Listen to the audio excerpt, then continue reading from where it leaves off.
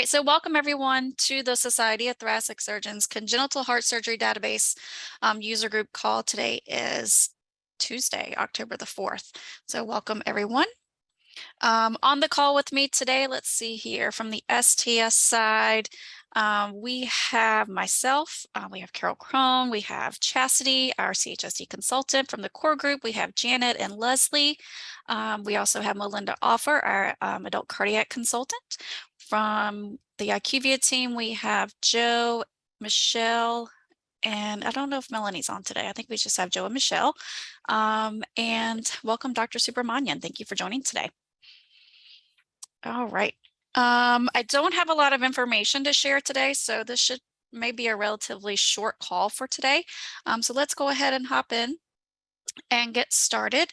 The October training manual has been posted, and that is available out on the STS website. So that is ready for you all. For the 2022 harvest, as you're aware, the harvest did close on September the 16th at 11:59 p.m. Eastern Time. Just a friendly reminder that the updated stat scores will be implemented in this analysis, and the fall 22 analysis does include the reporting period of July 1, 2018 through 6/30 of 2022. At this time, we are expecting the analysis report results to be available in December. So we'll keep you posted as we get closer to that. We're able to determine a closer exact date, but right now we're looking for those results to be available for you all in December. The 2023 harvest is currently underway. We are back to regularly scheduled programming. We will be returning to our spring and fall harvest. So Carol and I are currently working on the spring and fall 23 harvest close dates, and those will be posted soon. So we'll get that information posted and available and out to you all ASAP. The spring 23 reporting period will include July 1, 2019 through 12/31/2022, and the fall 23 reporting period will include data from July 1, 2019 up through June 30th of 2023. Also, another announcement that we have for the data version 6.23 update, the go live date for data version 6.23 has been set, and the go live date is going to be July 1 of 2023. I am currently working on getting the finalized data collection form. Everything that's out on the STS site right now is just marked draft. So I'm getting everything updated with the new version 6.23. It references 6.22 right now. So I'm getting all of those documents finalized, and we'll have those posted out on the STS website. The final versions, again, no changes or anything. I'm just updating data version and dates and things like that. So all of the final documents will be posted out on the STS website prior to AQO. We don't have any updates from IQVIA today. Just want to hop into just the friendly reminder, as you all are aware, we have AQO. The data managers meeting is coming up this month, October 26th to the 28th in Providence, Rhode Island. We look forward to everyone joining. Let's see, as of right now, our meetings department just sent us an update, and right now we have around 400 participants joining AQO this year. I think our numbers for CHSD for the congenital day, which is going to be Friday, the 28th, we're looking at around 45 participants. So if you have not registered yet, we do encourage you to please get registered for AQO. If you're going to be joining us in person, the main update is the room reservation is guaranteed now through Tuesday, October the 18th, the room rate. So that special AQO group rate, we pushed that back a week. So that is now guaranteed through Tuesday, October the 18th. Again, we did not have any IQVIA updates for today, just standard. If you have submitted a ticket, it's currently under review, and the IQVIA support team will follow up with you. If you have any questions for IQVIA today, please be sure to submit those. Please be sure to submit those via the Q&A function so we can get any answers for you. If you are requesting an update, if you could please include your ticket number. Again, analysis report questions. If you do have any questions, please reach out to tech support, CHSD tech support at IQVIA.com. If you have any questions relating to your analysis reports.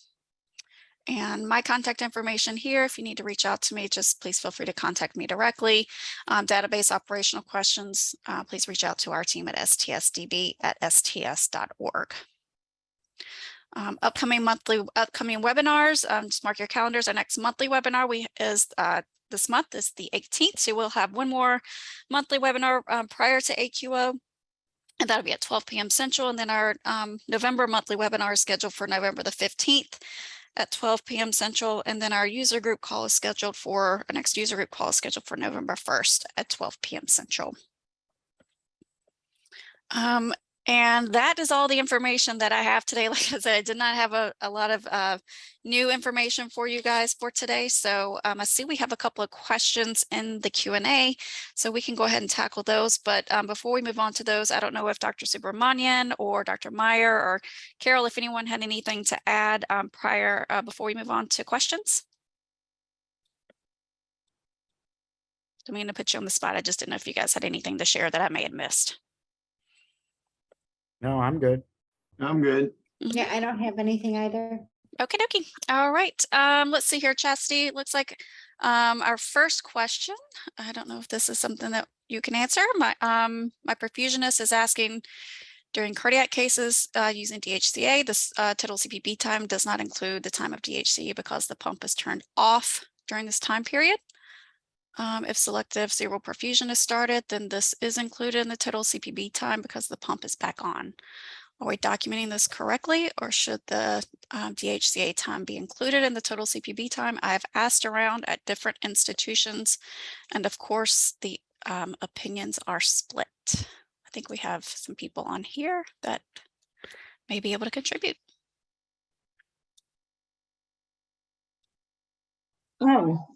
The definition in the training manual definitely says that circ arrest time is excluded from CPB time. That is correct. The opinion should not be split. I agree with Chastity. Cardiopulmonary bypass time is expected to account for the time when there is extracorporeal support for circulation that is not present at the time of circulatory arrest. So circulatory arrest should not be included in CPB time, but selective antegrade perfusion should.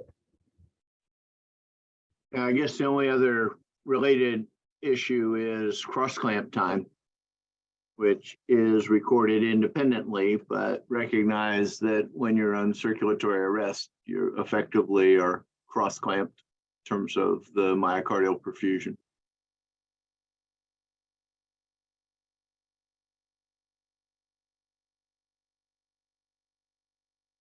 Thank you.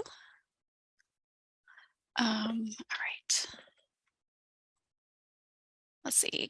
Kathy, update not until July, referring to the version 6.23. So correct, the version, the new data version 6.23 is not going to go live until July 1 of 2023. So vendors are currently in process, or vendor certification process is underway. I think they're receiving all the necessary information that they need, but they've been working through updates, but vendors are in progress for certification. If you have any questions for your vendor about when certification, you know, what they expect to be done, all of that, you would have to reach out to your vendor directly. But yes, go live for version 6.23 is July 1, 2023. Liz, I was recently made aware of errors in our STS record database, dates of birth and missing procedures. Is there a time limit to making corrections? Some of the errors go back to 2015. So there is no time. You can go back and correct updated data. Let's see, 2015, what version is that? I can't remember off the top of my head. What version That's is 3.3? 3.3, right? Yeah. No, 3.3 is effective January 1, 2016. Oh, okay. Yeah, so 322. Oh. Yeah, Joe, I can't remember which versions is IQVIA accepting for congenital. Do you guys, are we going back all the way to 322? Do you know? I want to say for congenital, it's the most recent 2. I don't think we go Yeah, I think that it's, far back. yeah, I think we just go back to 341 and 33. That sounds right to me, but I can But- double check. Yes, if you could, that would be great. Let's see here. All right. So Liz, we will find out for sure how far back you can submit data through IQVIA. If you want to shoot me an email directly, Liz, just with that, and I can make sure we follow up directly with you if we don't find out prior to the end of this call. All right. Let's see here. Chastity, Dawn had a clarification regarding something that's in the training manual for September regarding coagulation disorder. I can take a look at that and get back to Dawn. Dawn, Okay. do you want to submit that as an FAQ, please? Thank you, ma'am. Thanks, Dawn. Appreciate it. And that way, we do have a core group call this week. I think so. Any questions that are, if you're awaiting a response to an FAQ and haven't gotten a response yet, I think it's next week. is it Nancy. next week? Yeah. Okay. I hope so, because I haven't Yeah. put out the questions yet. Yeah, it's next. It's next Tuesday. Yeah, you're right, Chastity. Sorry for the minor heart attack there. Have Sorry small about heart that. attack. It's okay. That's all right. Just keeping you on your toes, making sure Yep. you're on your toes. Okay, this may be actually the shortest call ever. Like I said, not a lot of new information, but we are looking forward to AQO coming up in a couple of weeks. So if you're going to be joining us in person, we cannot wait to see you. I can't wait to get up to Rhode Island. I'm sure it's going to be absolutely beautiful, but we are so looking forward to seeing everyone in person. That's going to be attending in-person meeting this year. Yes, ma'am. So Beth, here's our next calls, our next 2 monthly webinars. We have our next October monthly webinar on the 18th, and then followed by our November monthly webinar of the 15th. And then right now our user group call is scheduled for that Tuesday following AQO. So as of right now, that call is still scheduled. We may need to move that call. I'll talk to Carol about that, but I'll have more information for you guys on the monthly webinar. Let's see here. Do you know how many congenital folks will be attending in person? Is it the number that I have? It doesn't break it out. Carol, I don't think it breaks it out by, does it break it out by? Yeah, I got it. Really? Oh, you didn't hear did you hear me earlier, Leanne? Oh, no, I just heard 44. I'm sorry.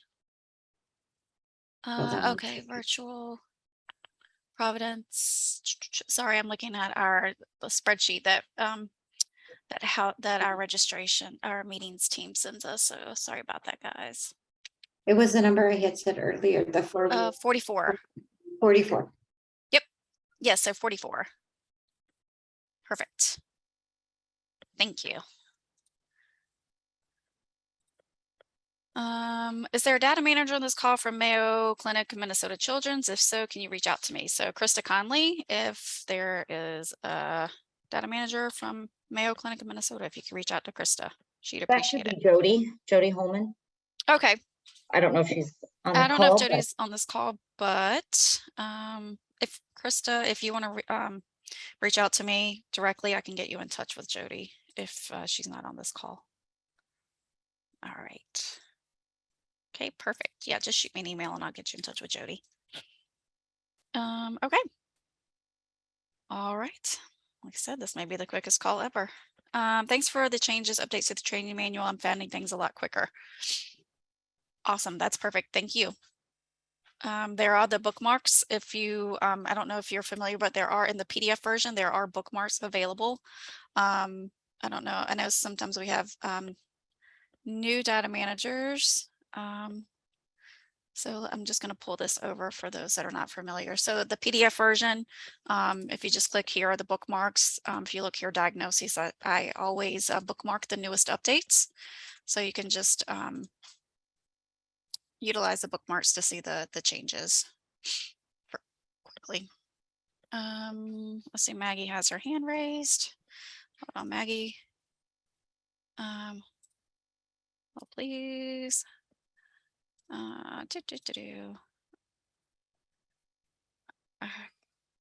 Yeah, I think you're unmuted, Maggie. Go ahead. Okay. My manager was just wondering if with the new version, is STS going to provide guidelines on how centers should handle which database adult patients undergoing a congenital procedure should be handled, which database they should be entered into? We're asking because I abstract for a fairly large health system. We have multiple adult cardiac sites, but those surgeons are not congenital participants and they don't use the congenital database. They only use the adult cardiac database. Our children's hospitals, we do occasionally do adult patients. You know, our congenital surgeons do the adult patients.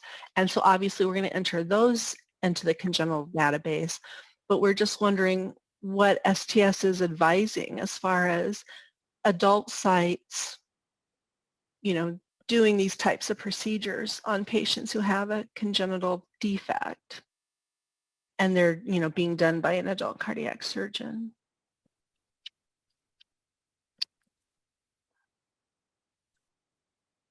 That is a great question. And I know this is, you know, going to be discussed at AQO. And then Dr. Subramanian, I know we don't I'm have, happy to take it. yeah. It's an important question. It's a very important question. We very, very much recognize that this is an issue, not just for your center, but for many centers. At this point in time, STS's recommendation is to continue with what your current practice is. And I recognize that the current practice is variable between institutions. So like you rightly said, there are some institutions where they only, the adults do the adult surgeons do the adult congenital operations, and they do not participate in the congenital heart surgery database. Then there isn't a choice. You're only able to enter it into the adult database, and some of these procedures will not be counted in the analysis for the adult cardiac surgery database. I get it, but that's the only option you have available, so you do it. The other system also exists whereby congenital heart surgeons do adult operations in other places. Sometimes they do and do not have access to the adult cardiac surgery database in those places. At this point in time, continue to do whatever it is that you are doing. Once version 6.23 comes in, and why 6.23 is important is because it includes this entire additional set of data fields for the adult congenital operations.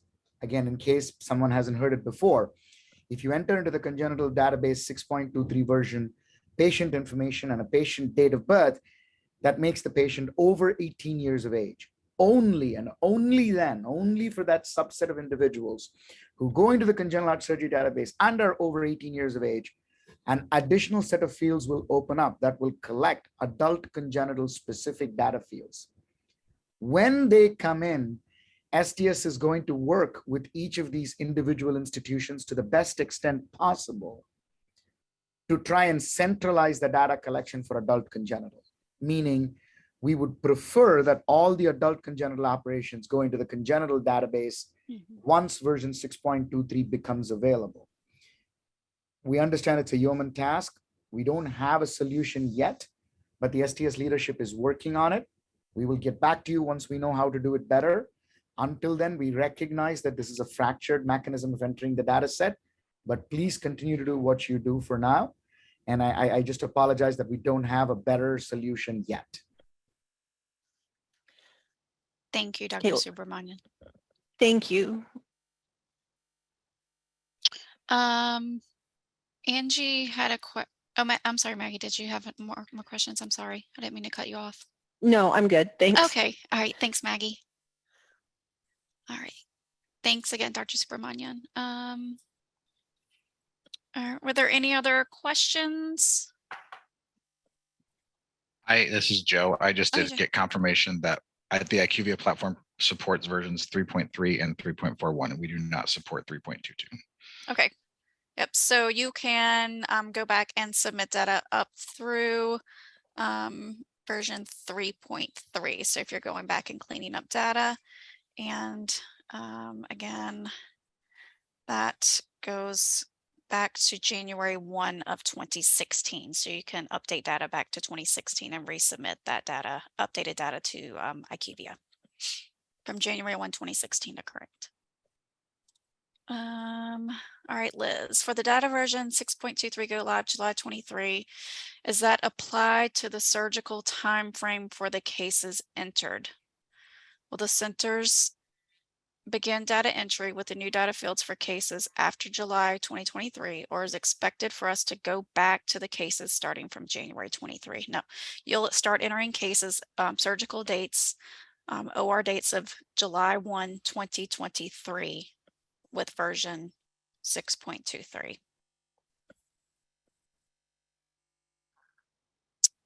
All right, Kristen. Let's see. We're looking for some context related to the perfusion section of STS.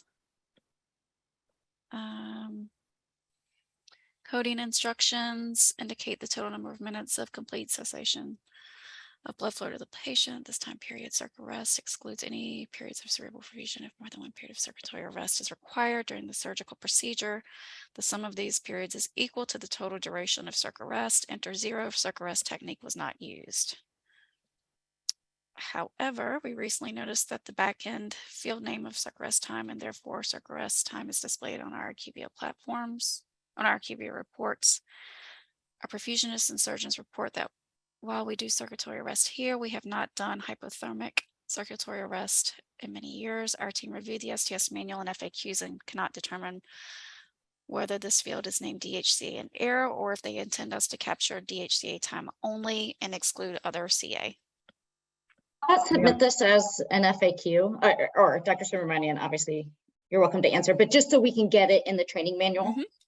Exactly. No, I'd say exactly what I was going to say, Chastity. Kristen, please submit this as an FAQ, but please also, talk to your surgeons and see if they can explain to us a clinical scenario where this would be done. For example, where there is total circulatory arrest, but deep hypothermia is not established prior to circulatory arrest. I'm not sure I can immediately think of a clinical circumstance where we would do this. So if you can provide us a little bit additional information in the FAQ on, say, a clinical situation where this may happen, we'll gladly look at it and discuss it. John, would you like to add something as well? Yeah, the only thing I would say is that you may do relatively brief periods of circulatory arrest at temperatures warmer than deep hypothermia, but presumably, it's at 24 degrees or whatever, as opposed to deep hypothermia, which most of us think of as being less than 20 degrees centigrade. So I can tell you, having done that myself on a few occasions, when you get into a situation where you haven't been able to cool all the way down, but you have to arrest, then you might do that for a shorter period of time, and then that would count as circulatory arrest. I agree, we may have made the definition too constricted by introducing the D in front of the hypothermic circulatory arrest. Presumably, nobody's going to do circulatory arrest at normothermia because that's not compatible with survival of the brain if it's more than about 5 or 8 minutes. I don't know if that helps. Yeah. Thank you, Dr. Meyer. But yeah, Kristen, if you, as Dr. Subramanian and Chastity, if you, again, submit this via the FAQ and we can continue discussion with the core group and the surgeon leaders and get this clarified for you. Yeah, the one other, what I alluded to before, though, I can imagine a scenario in which the cross clamp is actually time is certainly longer than the circ arrest time. That would be pretty common, I would think. But I suppose I could even imagine a scenario where the cross clamp time might be longer than the circ arrest time. Or rather, sorry, I misstated that, where the circ arrest time would be longer than the bypass time. That's certainly possible if you cool and warm rapidly. And, you know, there are situations in which the cross clamp time, as I said, could exceed the circ arrest time and the bypass time. So, you know, I'm not sure how the edits are written in the software packages, but that might be something we should go look at from various vendors and just make sure that there aren't any automatic edits in there that would prevent you from entering the data as it actually occurred. Thank you. All right. Okay. All right. I don't see any more questions. We're about 30 minutes after the hour. Let's see here. Okay. I'm not seeing any other questions come in. So again, just a reminder, our next monthly webinar is October 18th, followed up by November 15th.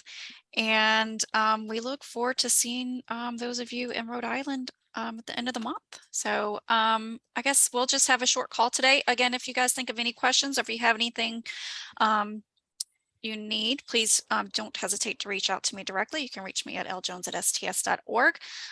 Thanks everybody for being on the call today. Thank you, Dr. Meyer, Dr. Subramanian. We appreciate you guys being on. Couldn't do this without you, so thank you all very much. Chastity, Leslie, Janet, thank you all. STS staff, IQVIA staff, thank you guys for joining the call today. With that, I hope you guys have a great rest of the week, and we will chat with you on the 18th of October. Thank you, everyone. I hope you guys have a great rest of the week.